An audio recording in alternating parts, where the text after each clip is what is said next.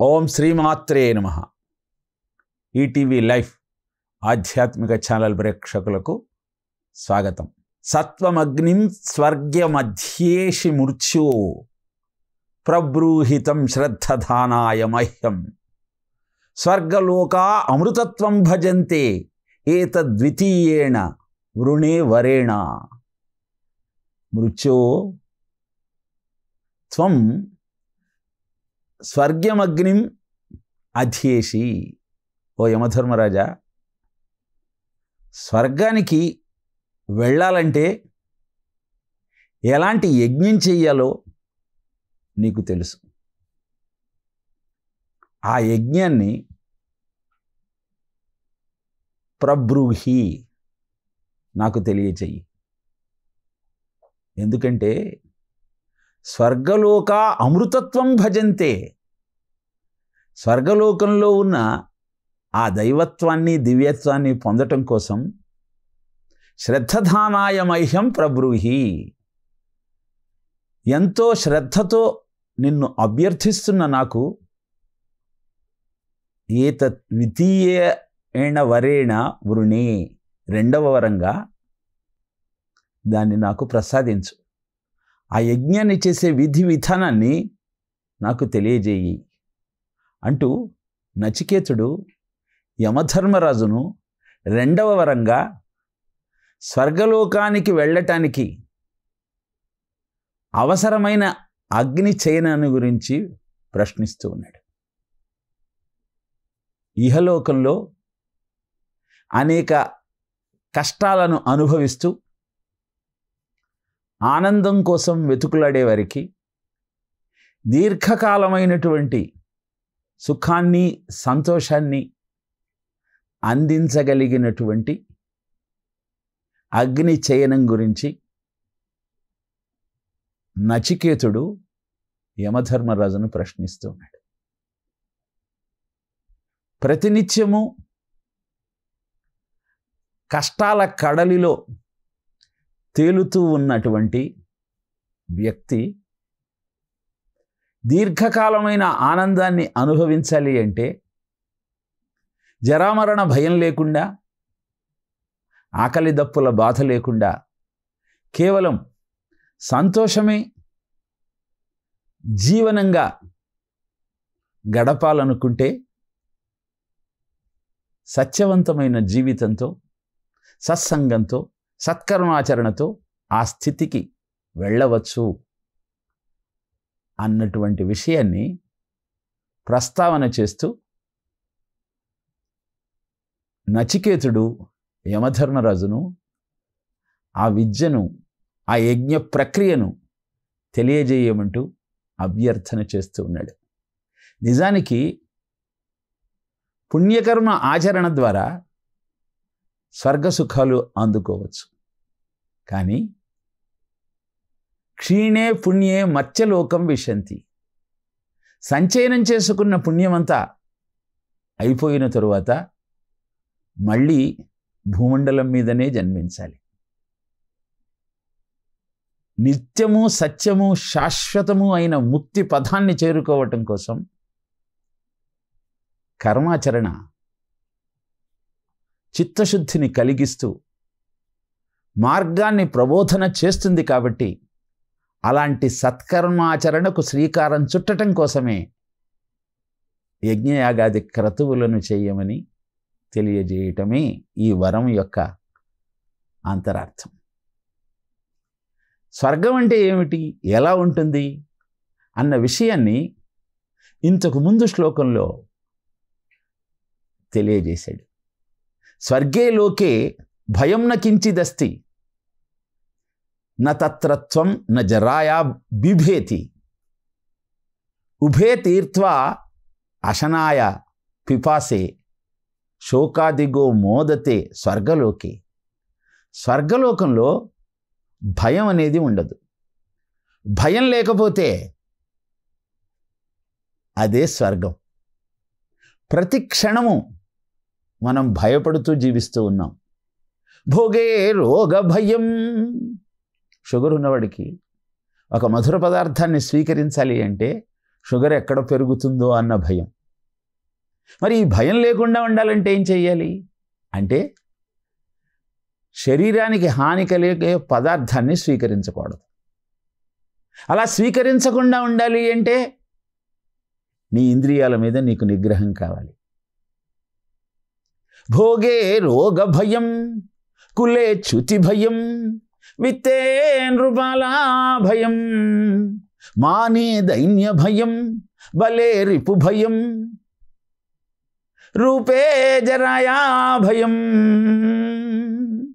శాస్త్రే వాద భయం, గుణే ఖల భయం, కాయే కృతాంతా భయం, ఏవం సర్వవస్తు భయాన్వితం నృణాం భువి వైరాగ్యమేవా భయం, భువి నృణాం వైరాగ్యమేవా భయం. ఇలా ప్రతిక్షణము భయపడుతూ జీవితాన్ని గడుపుతూ ఉన్నాం. కారణం జరా మరణాలు, ఆకలి దప్పులు. ఆకలి అన్నాన్ని సముపార్జించటం కోసం ధనాన్ని సమకూర్చుకునే విధంగా నిన్ను ప్రేరణ ఇస్తుంది. ఆ ప్రేరణ అన్నంతో ఆగిపోదు, అధికంగా సంపాదించాలన్న ఆలోచన నీలో కలుగజేస్తుంది. ఇలా అధికంగా కూడబెట్టిన ధనము ఇన్కమ్ ట్యాక్స్ రూపంలో వెళ్ళిపోతుందేమో, ప్రభుత్వం తీసుకువెళ్ళిపోతుందేమో అన్న భయంతో బతకాల్సి వస్తుంది. ఇక అందంగా ఉన్నవాడికి ఆ అందం ఎక్కడ తరిగిపోతుందేమో అన్నటువంటి భయం ఉంటుంది. శరీర భ్రాంతి, దేహ భ్రాంతి ఉన్న కారణాన. పాండిత్యం ఉన్నవాడు వాదనలో ఎక్కడ ఓడిపోవాలో అన్న భయంతో బతకాల్సి వస్తుంది. కారణం అభిమానం కారణంగా. ఇక శరీరం ఉన్నప్పుడు అది పడిపోతుందేమో అన్నటువంటి భయం. యమధర్మరాజు కాలపాశం వేసి ప్రాణాలను ఎలా హరిస్తాడో అన్న భయంతో బ్రతకాల్సి వస్తుంది. ఇలా ప్రతిక్షణము భయపడుతూ బ్రతికేటువంటి మానవ జీవనానికి నచికేతుడు చెప్పినటువంటి ఆత్మవిద్య అద్భుతమైనటువంటి మార్గదర్శకం చేస్తుంది. ఒక్కొక్క ప్రశ్న, నచికేతుడు మాట్లాడిన ఒక్కొక్క మాట ఎంత యుక్తియుక్తంగా మానవ జీవనానికి ఉపయోగపడేదిగా ఉంటుందో దాన్ని పరిశీలించిన మీదట మనకు అర్థమవుతుంది. 9 ఏళ్ల వయస్సులో నచికేతునికి ఇంత జ్ఞానం ఎలా వచ్చింది అంటే తండ్రి వాజశ్రవసుడు, ఆ వాజశ్రవుని తండ్రి వాజశ్రవుడు నిత్య సత్య సన్మార్గంలో నడిచేటువంటి తాత తండ్రి ఉన్న కారణాన నచికేతునికి బాల్యంలోనే అద్భుతమైన జ్ఞానం సిద్ధించింది. ఉత్తర గర్భంలో ఉన్నటువంటి పరీక్షిత్తు ఏ విధంగానైతే తన మీదికి జాజ్వల్యమానంగా ప్రకాశిస్తూ వస్తున్న బ్రహ్మాస్త్రం నుంచి భగవంతుడు రక్షిస్తాడు అన్న భావన కలిగిందో, రాడా చూడ సమస్త భూతములలో రాజిల్లు వాడిచ్చటం లేడా పారుని చిచ్చరంబుదలగన్ లీలాగతిన్ బ్రోచి నా కీడా నేడ భయప్రదానమతడు హింపన్న తత్రాతమున్ గాడా ఎందరిగా వడి ఎడల మత్కర్మంబుదా నెట్టిదో అన్నటువంటి అద్భుతమైన ఆలోచన ఇంకా అవయవాలు రాని పిండానికి వచ్చింది అంటే కారణం పాండవులు నిరంతరము భగవన్నామాన్ని స్మరించటం. మన ఇంట్లో ఉన్నటువంటి మన పిల్లలు, మన సంతానం కూడా సక్రమమైన మార్గంలో సంచరించాలి అంటే మనం ధర్మ మార్గాన జీవితాన్ని గడపాలి. నిరంతర దేవతారాధనతో భగవత్ శక్తిని ఆవాహన చేస్తూ మన శక్తిని భగవత్ శక్తి ఆవాహన ద్వారా ఇనుమడింపజేసుకుంటూ జీవితాన్ని సరి అయిన మార్గంలో నడిపించుకున్నప్పుడే ఇహము పరము రెండు మన సొంతమవుతాయి. అందుకే స్వర్గంలో ఆకలి దప్పులు జరామరణ భయము ఉండదు కనుక అక్కడ ఆనందం తప్ప మరొకటి ఉండదు. భయము లేని చోటే స్వర్గంగా అభివర్ణింపబడింది. భయాన్ని పోగొట్టుకోవాలి అంటే దేహాభిమానాన్ని విడిచి ఆత్మ విద్యను అందుకునే ప్రయత్నం చేయాలి. కఠోపనిషత్తులో ఆ ఆత్మ విద్య గురించి వివరించినటువంటి వైనం మరి ఏ ఉపనిషత్తులోనూ చెప్పలేదు అంటే అతిశయోక్తి కాదు. స్పష్టంగా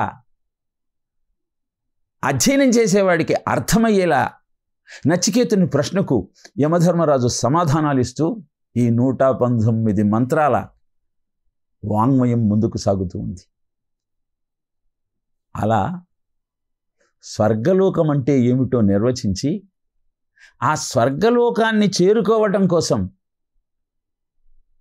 ఎలాంటి యజ్ఞ ప్రక్రియను నిర్వర్తించాలో నచికేతుడు యమధర్మరాజును అడుగుతూ ఉన్నాడు.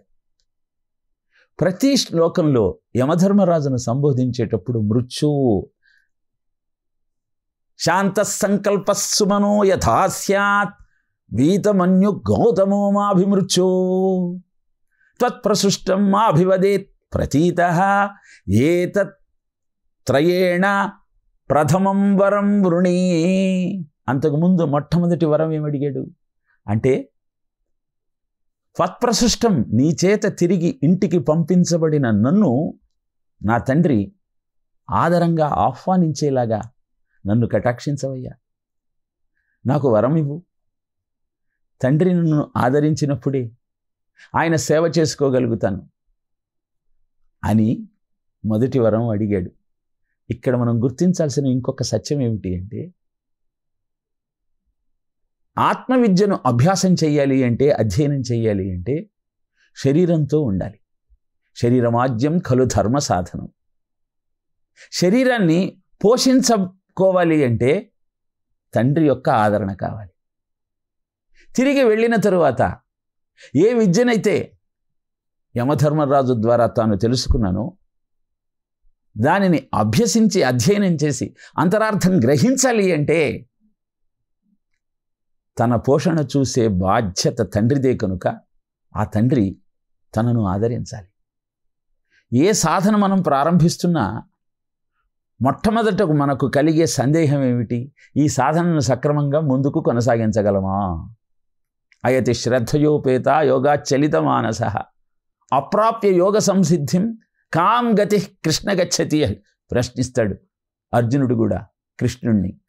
అద్భుతమైన యోగ సాధన క్రమం అంతా నువ్వు తెలియజేస్తున్నావయా, కానీ ఈ యోగ సాధన చేస్తూ నేను దేహాన్ని వదిలేస్తే నా పరిస్థితి ఏమిటి? ప్రతి యోగ సాధకుడు ఇలాంటి సందేహంతో ఉంటాడు. అందుకే దానికి సమాధానం ఆ ఆత్మవిద్యను తెలియజేసిన ప్రతి గ్రంథము తెలియజేసింది. కృష్ణుడు సమాధానంగా శుచీనాం శ్రీమతాం గేహే యోగభ్రష్టోభిజాయతి అని చెప్తాడు.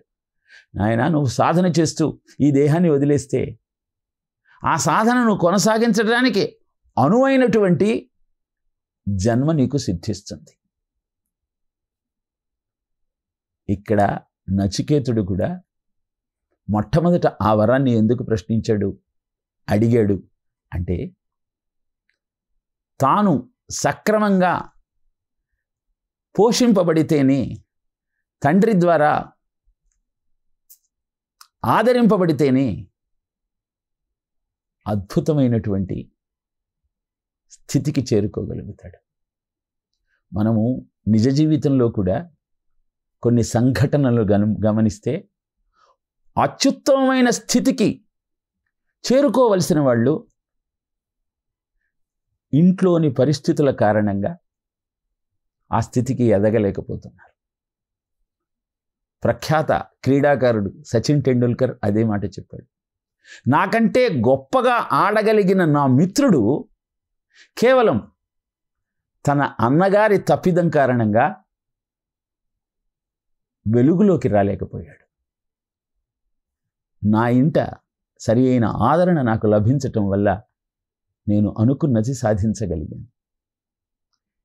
కఠోపనిషత్తును అభ్యాసం చేస్తూ మొట్టమొదట మనం గుర్తించాల్సిన సత్యం ఏమిటి అంటే, మన గృహస్థ ఆశ్రమంలో అంతా ఆనందంగా సక్రమంగా సాగితేనే మన సాధన ముందుకు సాగుతుంది. అయం ఆత్మ బలహీనేన లభ్యతే అంటారు ఆదిశంకర భగవత్పాదుల వారు. ఈ ఆత్మజ్ఞానం బలహీనుడికి దొరకదు. ఆ బలహీనత శారీరకంగా కావచ్చు, ఇంట్లో ఉన్న పరిస్థితుల వల్ల కావచ్చు. అందుకే మొట్టమొదటి వరంగా నచికేతుడు యమధర్మరాజును తిరిగి వెళ్ళిన తరువాత నా తండ్రి నన్ను ఆదరించాలి, గౌరవంగా స్వాగతం పలకాలి అని కోరుకున్న తరువాత స్వర్గానికి చేరుకోవటానికి ఎలాంటి యజ్ఞ ప్రక్రియను ఆచరించాలి? సత్వమగ్నిం స్వర్గమధ్యేషు మృత్యో, దాన్ని నువ్వు బాగా అధ్యయనం చేశావు, ఆ విషయం నీకు స్పష్టంగా తెలుసు కనుక ప్రబ్రూహితం శ్రద్ధధానాయ మహ్యం, శ్రద్ధతో దాన్ని నేర్చుకోవాలన్న ఆసక్తితో నిన్ను ప్రశ్నిస్తున్న నాకు ఆ విషయాన్ని వివరించమంటూ అభ్యర్థించాడు. ఏతత్ ద్వితీయ వరేణ వృణే, ఇది రెండవ వరంగా నాకు ప్రసాదించు. స్వర్గలోక అమృతత్వం భజంతే, స్వర్గలోకంలో ఉన్న దైవత్వాన్ని దివ్యత్వాన్ని అందుకోవటం కోసం ఎలాంటి యజ్ఞ ప్రక్రియను ఆచరించాలో వివరించమంటూ మృత్యోహో, ఓ యమధర్మరాజా నాకు తెలియజేయమంటూ ప్రార్థించాడు. ప్రతిసారి మృత్యో మృత్యో మృత్యుహు మృత్యుహు అంటూ యమధర్మరాజును ఎందుకు ప్రశ్నిస్తూ ఉన్నాడు? సమవర్తి అనొచ్చు కదా, ఇంకొక పేరుతో పిలవచ్చు కదా. అంటే సనాతన ధర్మంలో మృత్యువును కూడా మనం మృత్యుదేవత అని అభివర్ణిస్తాం. కారణం, భగవంతుడు మానవ జన్మ ఎత్తిన మనకు బాగుపడటానికి అవసరమైన సంకేతాలను తెలియజేస్తూనే ఉంటాడు. ప్రతి జీవుడు తల్లి గర్భంలో ఉన్నప్పుడు దుర్భరమైన ఆ నరకాన్ని భరించలేక భగవంతుణ్ణి ప్రార్థిస్తాడు. ఎలా అయినా ఈ నరకం నుంచి నన్ను బయటపడవేయవయ్యా, నేను ఆచరించిన కర్మల కారణంగా నాకు మళ్ళీ జన్మ దొరుకుతోంది, ఉత్తమోత్తమైన మానవ జన్మ దొరకబోతోంది. తల్లి గర్భంలో మలమూత్రాల మధ్య కీటకాలు కుడుతున్న ఆ బాధకు ఉపశమనాన్ని ఇవ్వలేక, అవయవాలు పూర్తిగా రాక, ఏం చెయ్యాలో తెలియక చీకటిలో అవస్థపడుతున్నటువంటి ఆ జీవుడు భగవంతుడిని ప్రార్థిస్తే భగవంతుడు ప్రసూతివాయు రూపంలో బయటికి పంపిస్తాడు. బయటికి వచ్చిన తరువాత ఈ జీవుడు తన జీవితాన్ని సార్థకం చేసుకోవటం కోసం, భగవంతుని యొక్క సాయుధ్యాన్ని చేరుకోవటం కోసం సాధన ప్రారంభిస్తాడా? లేదే. మళ్ళీ ఇంద్రియ భోగాలతో విషయ సుఖాలలో కూరుకుపోయి తన లక్ష్యాన్ని మరిచిపోయినప్పుడు తిరిగి ఈ జీవుడికి కర్తవ్యాన్ని ప్రబోధించటం కోసం భగవంతుడు ఒక్కటొక్కటిగా అనేక సంకేతాలను ఇస్తాడు. మొట్టమొదట నల్లగా ఉన్న జుట్టును తెల్లగా మారుస్తాడు.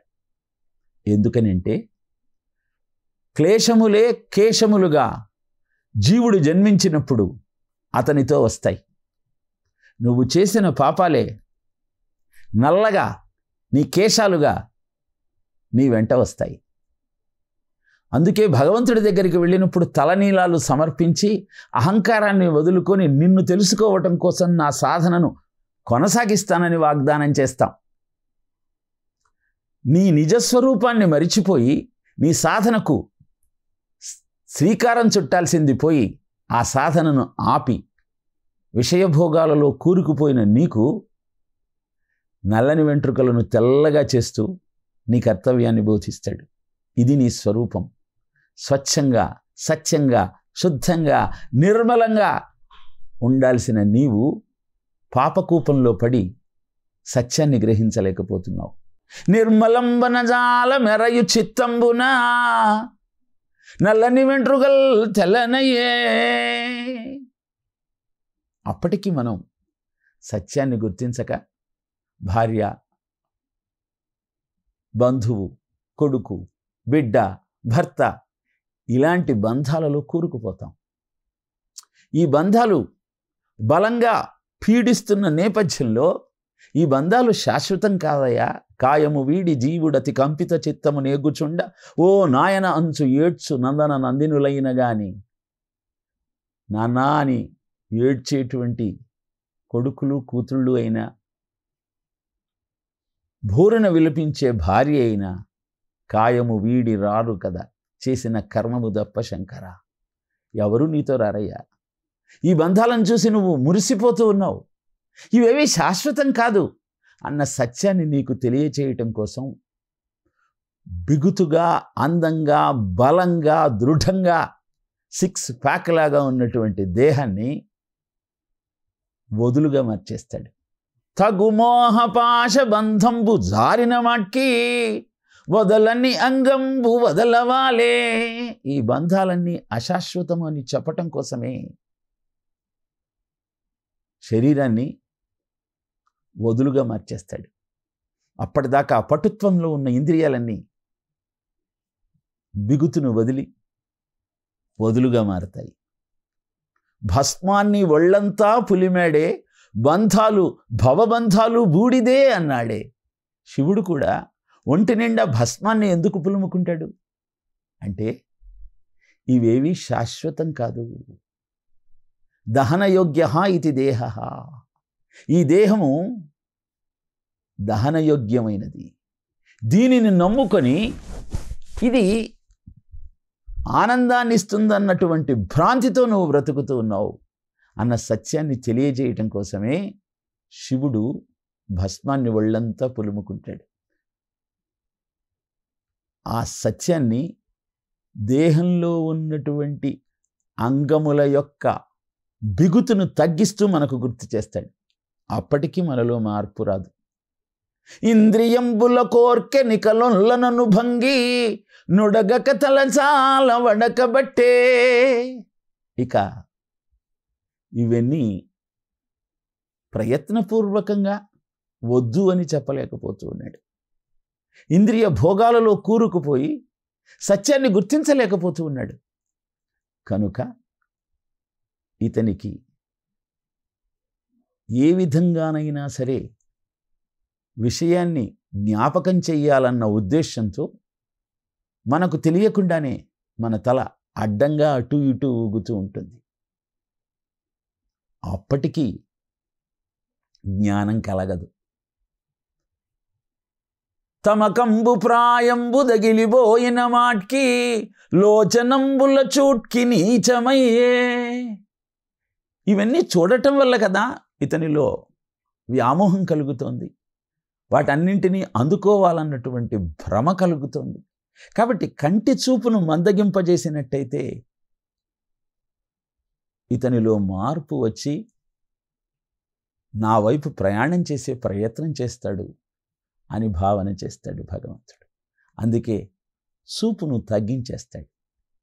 మనం సులోచనాలను పెట్టుకొని ఆ విషయ సుఖాలను అందుకోవటం కోసం పరుగులెత్తుతాం. అప్పటికీ మార్పు రాకపోతే వగరు పుట్టెనంత బెగలే దంతంబులు. ఆహారాన్ని స్వీకరించటానికి అవసరమైన దంతాలను తీసేస్తాడు. కట్టుడు పళ్ళు పెట్టుకుంటాం. తింటే అరగకుండా శరీర ధర్మాన్ని మార్చేస్తాడు. మందులు వేసుకుంటాం. వగరు పుట్టెనంత బెగలే దంతంబులు ఉబ్బసము దగ్గు బెకటిలే. ఉబ్బసము దగ్గు తింటే పెరగటం ప్రారంభిస్తాయి. శిరము నవ్వదొడగే చెదరె మనంబంతా. ఏది గుర్తుండదు. చంచలమైన మనస్సుతో అనేక అవస్థలు పడుతూ ముప్పు కాలమునను అంత్యకాలంలో ఏం చేసినా నువ్వు మారకపోతే మృత్యుదేవత రూపంలో ఈ జీవాత్మను జర్జరీభూతమైన ఈ దేహం ఇక నీ సాధనకు పనికిరాదు కనుక ఇంకొక దేహంలో ప్రవేశపెట్టేవాడే భగవంతుడు. అందుకే మృత్యు అనేది దేవతగా అభివర్ణింపబడుతూ ఈ అన్ని శ్లోకాలలో నచికేతుడు యమధర్మరాజును మృత్యుహు అంటూ సంబోధన చేస్తూ మన జీవిత లక్ష్యాన్ని, మన కర్తవ్యాన్ని మనకు గుర్తు చేస్తున్నాడు. అందుకే ప్రతి శ్లోకాల్లో ఉన్న ప్రతి పదాన్ని పరిశీలిస్తూ నచికేతుడు చెప్పినటువంటి సత్యాన్ని మనం గ్రహించగలిగితే కఠోపనిషత్తును మనం అధ్యయనం చేసిన ఫలితం మనకు దక్కుతుంది. మమైవాంశో జీవలోకే జీవభూత సనాతన మనశ్శిష్టానేంద్రియాణి ప్రకృతిస్థాని కర్షతి. అందరము ఆ భగవంతుడి అంశలమే అయినా పూర్వజన్మ పుణ్యం ఫలితంగా అద్భుతమైన ఈ మానవదేహం మనకు దొరికిన విచారణ ఎంతసేపు విషయ సుఖాల గురించి ఉంటుంది, కానీ మనం అందుకోవలసిన లక్ష్యం వైపు కొనసాగటం లేదు. అందుకే కఠోపనిషత్తు ద్వారా మానవ జీవన కర్తవ్యాన్ని గుర్తిస్తూ మళ్ళీ పుట్టాల్సిన అగత్యం లేకుండా ఆ పరమాత్మను చేరుకోవటానికి అవసరమైనటువంటి విషయాన్ని కఠోపనిషత్తు ద్వారా గ్రహించే ప్రయత్నం చేద్దాం. గురు సందేశం కార్యక్రమంలో అద్భుతమైనటువంటి మానవ జీవన లక్ష్యంలోని మాహత్యాన్ని గుర్తిస్తూ జీవితాన్ని సుసంపన్నం చేసుకునే ప్రయత్నం చేద్దాం. ఓం తత్సత్.